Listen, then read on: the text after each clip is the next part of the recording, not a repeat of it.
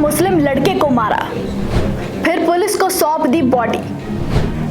UP में फिर कानून शर्मसार।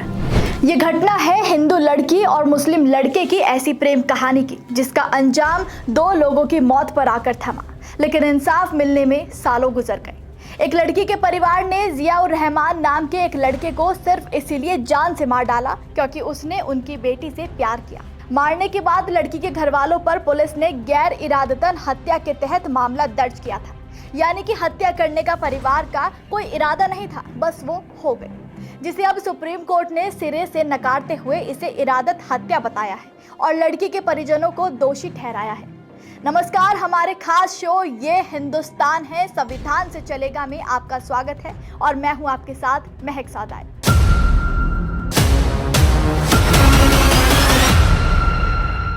ये मामला है साल 2022 का यूपी के सहारनपुर के थाना रामपुर क्षेत्र इस्लाम नगर का, जहां एक हिंदू परिवार को जब पता चला कि उनकी बेटी का कॉलेज में साथ पढ़ने वाले लड़के के साथ अफेयर है, तो उन्होंने लड़के को घर पर बुलाकर उसकी लाठी डंडों से पूरी तरह पिटाई कर दी। 2 नवंबर 2022 की रात को उसे इतना मारा गया कि वो पूरी तरह से घायल हो गया और फिर जब बिल्कुल मरने की हालत में हो गया तो पुलिस को बुलाकर उन्होंने उसे पुलिस को ही सौंप दिया। जिसके बाद आनन फानन में पुलिस उसे अस्पताल लेकर गई, उसे भर्ती कराया गया, लेकिन वो पहले ही दम तोड़ चुका था।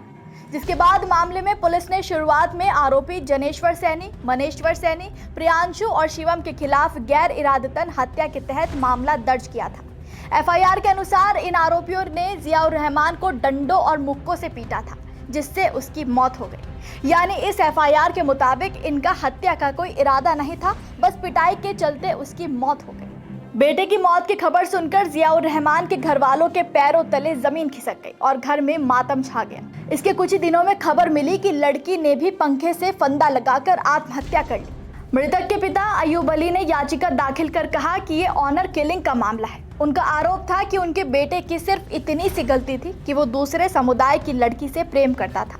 जब युवती के परिवार को ये बात पता चली तो उन्होंने उनके बेटे की बेरहमी से पिटाई की, जिस वजह से उसकी मौत हो गई। पिता ने ट्रायल कोर्ट से लेकर हाई कोर्ट तक के दरवाजे खटखटाए, लेकिन किसी तरह न्याय न मिल सका। दोनों कोर्ट ने केवल धारा 304 आईपीसी के तहत आरोप तय किए थे। ट्रायल कोर्ट ने दर्ज किया था कि चोटें तो थी, लेकिन किसी धारदार हथियार से वार नहीं किया गया था। इसके तहत ही आरोप तय किए गए।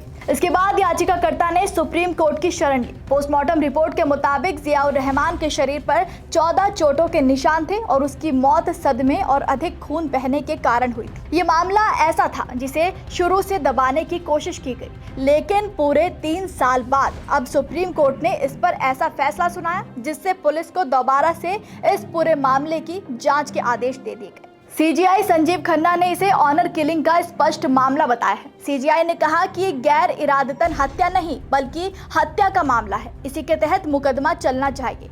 प्रेमी जोड़े को सिर्फ इसलिए छिपना क्यों पड़े कि वो अलग अलग धर्मों से हैं। ये मामला ऑनर किलिंग का है, इसे मामूली झगड़े या मारपीट की तरह नहीं देखा जा सकता। सीजीआई ने कहा कि इस मामले में आईपीसी 302 के तहत नए सिरे से आरोप तय किए जाने चाहिए, उसी के अनुरूप मुकदमे की कार्रवाई आगे बढ़नी चाहिए। कोर्ट ने यह भी कहा कि हाई कोर्ट और ट्रायल कोर्ट ने इस मामले में गंभीर गलती की है। उन्हें ये समझना चाहिए कि ये एक सुनियोजित हत्या है। पहले आपको आईपीसी की धारा 302 और 304 में फर्क बता देते हैं, जिसमें खुद सुप्रीम कोर्ट ने भी भेद किया है। आईपीसी की धारा 302 हत्या के अपराध से संबंधित है। ये अपराध तब माना जाता है जब कोई व्यक्ति जानबूझकर और गैर कानूनी तरीके से किसी की हत्या करता है। धारा 302 के तहत हत्या करने वाले व्यक्ति को मृत्यु दंड या आजीवन कारावास की सजा हो सकती है, साथ ही जुर्माना भी लगाया जा सकता है। वहीं आईपीसी की धारा 304 गैर इरादतन हत्या यानी culpable homicide not amounting to murder से संबंधित है। ये धारा उन मामलों से निपटती है जहां किसी व्यक्ति की मृत्यु होती है, लेकिन ये कृत्य जानबूझकर नहीं किया गया है, यानी हत्या का इरादा नहीं था बल्कि ये लापरवाही या उतावलेपन से हुआ है। ऐसे आरोपी को आजीवन कारावास या 10 साल तक का कारावास या फिर जुर्माना भी हो सकता है। इसके बाद अब सुप्रीम कोर्ट ने 7 फरवरी 2025 को यूपी पुलिस के डीजीपी को निर्देश दिया था कि वो इस मामले की दोबारा जांच कराए और 2 महीने के अंदर रिपोर्ट दाखिल करे। तो वहीं जहां एक और लड़की की आत्महत्या के मामले में लड़की के घर वालों ने लड़के के पिता अयूब पर आरोप लगाया कि वो उनकी प्रताड़ना के कारण ही आत्महत्या करने पर मजबूर हुई, तो कहीं ना कहीं पुलिस का शक ये भी है कि अफेयर के बाद लड़की को टॉर्चर किया गया और उसे आत्महत्या के लिए उसके ही परिवार वालों की तरफ से उकसाया गया, जिससे उसने आत्महत्या कर ली। इस पूरे मामले पर दोषियों के लिए हमारे देश का कानून क्या कहता है वो भी जान लेते हैं। BNS यानी भारतीय न्याय संहिता की धारा 101 में इरादतन हत्या के लिए सजा का प्रावधान है। इस धारा के तहत हत्या के लिए धारा 101(1) के तहत मृत्युदंड या आजीवन कारावास का प्रावधान है। साथ ही जुर्माना भी लगाया जा सकता है। भारतीय न्याय संहिता की धारा 108 में आत्महत्या के लिए उकसाने या मजबूर करने के कार्य को अपराध के रूप में बताया गया है। इस धारा के तहत उकसाने वाले व्यक्ति को 10 साल तक की कैद और जुर्माने की सजा से दंडित किया जा सकता है।